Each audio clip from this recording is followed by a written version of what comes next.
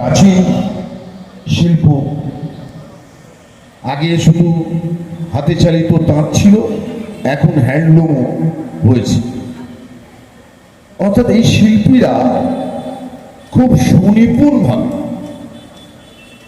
তাদের সৃষ্টিশীলতাকে তুলে ধরেন তাদের শৈলীর মধ্যে, এবং অ্যাকচুয়ালি একটা শিল্পী তার সৃষ্টির মূল্য কত এটা কিন্তু সঠিকভাবে পরিমাপ করা খুব মুশকিল। তিনি একটা শাড়িতে যে জিনিস আঁকলেন, তার মনের মধ্যে তার চিন্তা, তার উদ্ভাবনী শক্তি মাথায় তিনি যেটা আঁকলেন, এটার কিন্তু কোনো মূল্য কেউ কোনোদিন বুঝতে পারবেন না। তো বিভিন্ন রকমের আজকের এখানে শুধু শাড়ি নয়, আমরা তাঁতের বিভিন্ন রকমের বস্ত্র, মেয়েদের বিশেষত মহিলাদের আমরা এখানে দেখছি স্টলে আছে।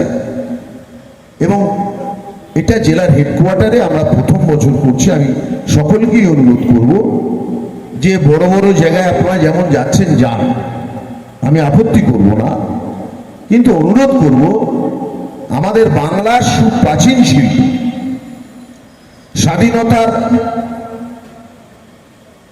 পূর্ববর্তী কাল থেকেও বাংলার অর্থনীতির এক অন্যতম নিয়ন্ত্রক শিল্প,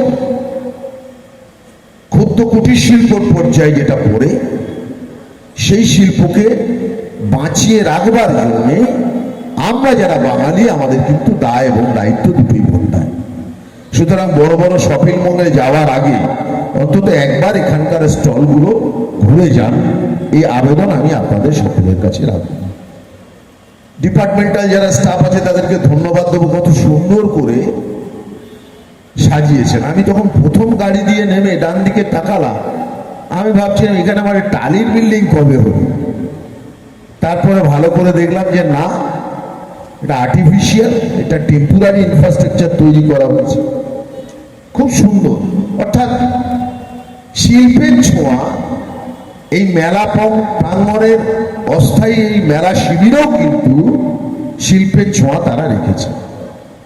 তা আমি সেই জন্য আপনারা সবাই যারা উপস্থিত হয়েছেন তাদেরকে বলবো যে আপনারাও এলাকায় ফিরে গিয়ে বেশি বেশি করে মানুষকে এই কথা জানান।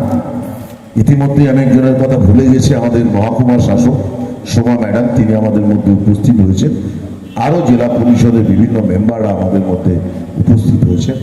আপনাদের সকলকে আমার পক্ষ থেকে এবং এই প্রথম বছর মেলায় যেন বাংলার টেক্সটাইল ডিপার্টমেন্ট বুঝতে পারে যে না, বারাসাতে তাঁত শিল্পের কদর আছে, তাঁত শিল্পের কদর আছে।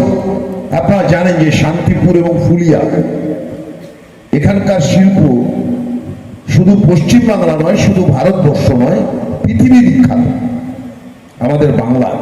অর্থাৎ এই শিল্পের মধ্যে দিয়ে বাংলার একটা সংস্কৃতি, বাংলার একটা ঐতিহ্য এবং বাংলার একটা পরম্পরা বহন করে। তাই বারাসাত এবং জেলার মানুষের কাছে প্রশ্ন, আমাদের বক্তব্য যে আসুন আমরা সবাই মিলে আমরা এই হেডকোয়ার্টারের এই অনুষ্ঠানটাকে আরো বেশি সুন্দর সার্থক করে তুলি। সবাইকে আমার পক্ষ থেকে ধন্যবাদ, নমস্কার।